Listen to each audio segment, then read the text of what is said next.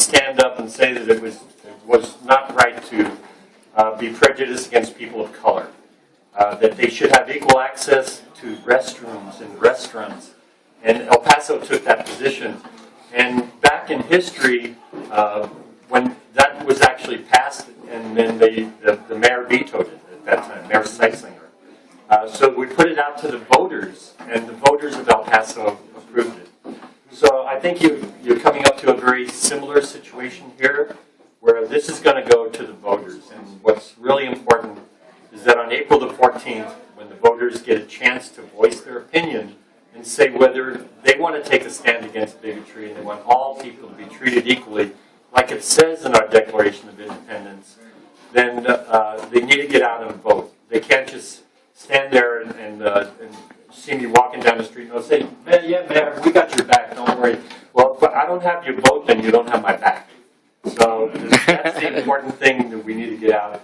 Make sure people do get out and they vote. Because typically what happens is people who are mad about something are the ones who go vote. So we know that, and I'm a Christian, so it's really difficult for me to say that these right-wing Christian fanatics, I call them the El Paso Taliban, have everybody all upset and thinking that I took away their right to vote. Well, they're taking away people's rights just because they're either not married and they call them fornicators, or that they're gay and they call them homosexuals. And they're labeling both of those two as sins. But, you know, if you study Scripture, Jesus never said one thing about homosexuals. Not one. Nobody ever quoted one word from saying anything about that. But he did, I mean, if they want me to start judging sinners, he said things about divorce. And said if you divorce your wife and take on another, you're committing adultery. So what if I all of a sudden said, well, okay, I'm going to add adulterers in there too, and not give them health care insurance. So that anybody who's ever been divorced would lose theirs. So where do you draw the line and where do you stop? And you really don't want your elected officials to be saying what's a sin and what's not a sin.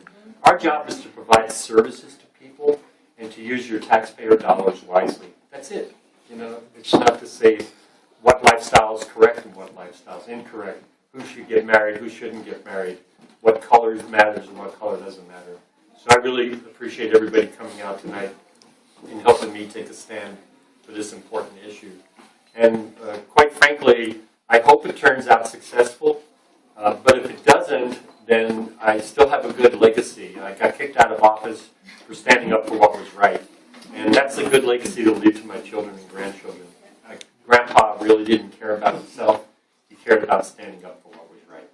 So, thank you all. Thank you.